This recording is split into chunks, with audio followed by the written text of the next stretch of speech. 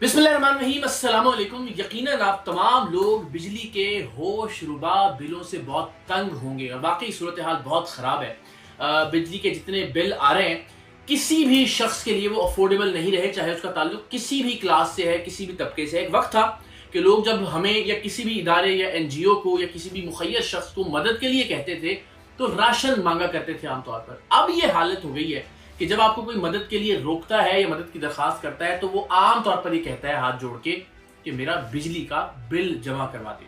तो इससे अंदाजा लगाया जा सकता है कि पाकिस्तान में चाहे अमीर है, चाहे मिडिल क्लास है, चाहे गरीब है, हर शख्स बिजली के बिलों में होश रुबा इजाफे से तंग है, परेशान है, बेबस दिखाई देता है। ऐसे में एक आलिम दीन ने रमजान ट्रांसमिशन में एक सवाल के जवाब में एक वजीफा बताया है और वो वजीफा है बिजली के बिलों को कम करने का। इन एक्चुअल वो वजीफा है बिजली के मीटर को रोकने का। वो वजीफा क्या है और उस वजीफे से क्या कोई फर्क पड़ता है या नहीं, क्या वाकई बिजली का मीटर रुक जाता है, क्या वाकई बिजली के बिल कम आते हैं, ये मैं आपको आगे चलकर बताता हूं। लेकिन पहली बार टीवी पर बिजली के मीटर को रोकने का तावीज टीम सरेआम ने मुतारिफ करवाया था। चिन्योट में एक साहब थे, एक पीर साहब थे, वो बड़े मशहूर होने लगे, उन पर न्यूज पैकेजेस बनने लगे आज से तकरीबन 12 साल पहले। और फिर हम उनसे मिलने गए, यानी वहां हम छापा मारने गए। उन पीर साहब की शनाख्त ये थी कि वहां पे जो बू अली कलंदर का दरबार है उसके सामने वो बैठा करते थे और वहां पे वो ये दावा करते थे कि उनके दिए हुए तावीज अगर आप मीटर पर बांध दें तो बिजली का मीटर रुक जाएगा और बिल ना होने के बराबर आएगा। दावे के सबूत के तौर पर वो बहुत सारे बिल लेकर बैठे होते थे जिसमें बताते थे कि देखें जनाब कि ये बिल जो है ये 0 आया है, इतने यूनिट चले और इसका बिल जो है वो 0 रुपए है।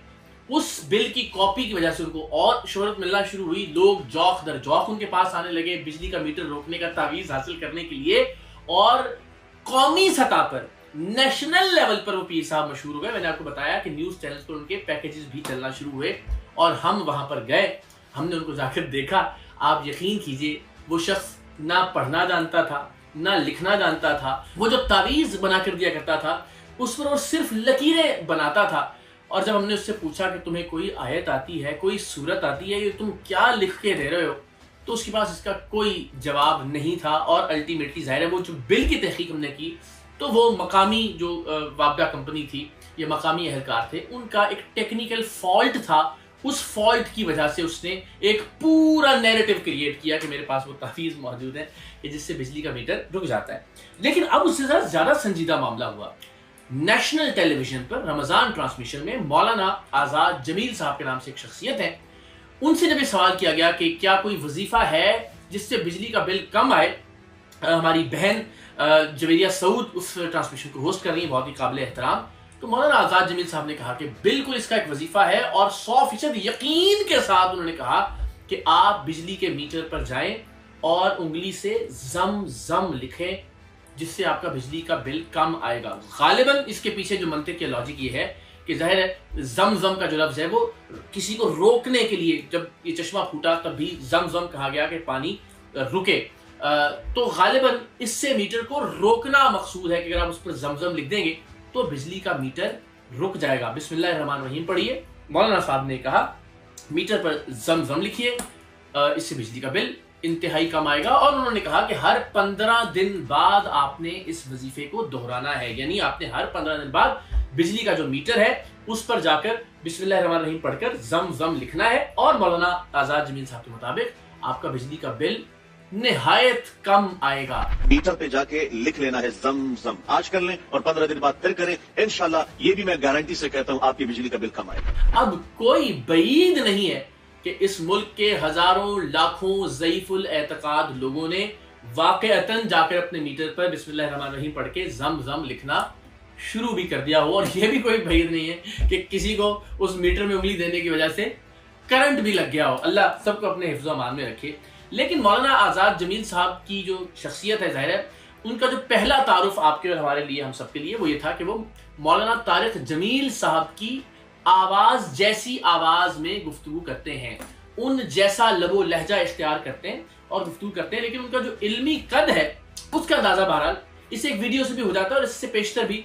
ज़ाहिर है अब ये उलमा और मुतल्लिकीन बता सकते हैं کہ مولانا آزاد جمیل صاحب علماء کے درمیان کس قد کے حامل ہیں، کیا واقعی عالم دین ہیں یا نہیں، لیکن اس وظیفے سے اندازہ ہوتا ہے کہ معاملہ کچھ زیادہ ٹھیک ہے نہیں، اس لیے کہ ظاہر دنیا بالاسباب ہے۔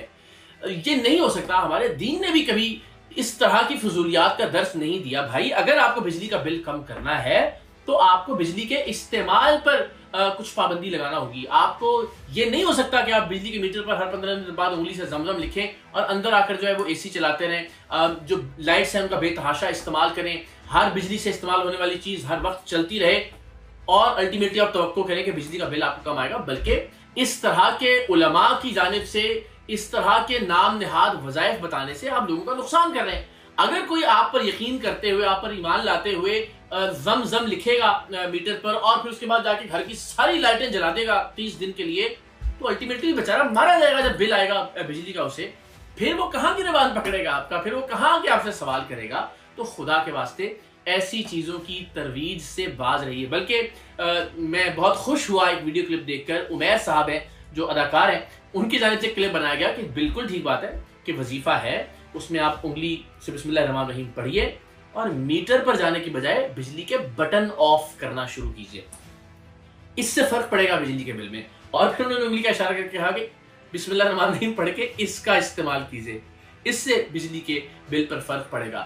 تو ظاہر ہے ایسا کوئی وظیفہ نہیں ہے، بہت سارے لوگ جو ہیں وہ یقین کر بیٹھے ہیں اس وظیفے کے اوپر۔ ہم آج سے پیشتر اسی طرح سے لوگوں کو گمراہ کرنے والے، لوگوں کو بہکانے والے، لوگوں کو راہ ہدایت سے بھٹکانے والے جو لوگ ہیں انہیں ایکسپوز کرتے رہے ہیں، اور ہم آپ کو بتاتے رہے ہیں کہ خدا کے واسطے منطق کا استعمال کیجئے، لاجک کا استعمال کیجئے۔ یہ نہیں ہو سکتا کہ آپ ایک غیر منطقی چیز کریں، غیر فطری چیز کریں اور اس سے آپ یہ توقع کریں کہ آپ کا جو نتیجہ ہے وہ نکلے گا جو آپ سوچ رہے ہیں۔ ایسا نہیں ہو سکتا۔ میں پھر کہوں گا دنیا بالاسباب ہے، آپ محنت کریں گے آپ کو اس کا پھل ملے گا، آپ ہمت کریں گے آپ پر اللہ کا کرم ہوگا، آپ بجلی کا کم استعمال کریں گے تو بجلی کا میٹر کم چلے گا اور آپ کو کم بل آئے گا۔ تو خدا کے واسطے اس طرح کی ضعیف الاعتقادی سے بچیے۔ میں آپ کو پہلے بھی بتا چکا کہ جو صاحب چنیوٹ میں حضرت بو علی قلندر کے مزار کے باہر بیٹھ کر اپنا انہوں نے ایک پورا اڈا بنایا ہوا تھا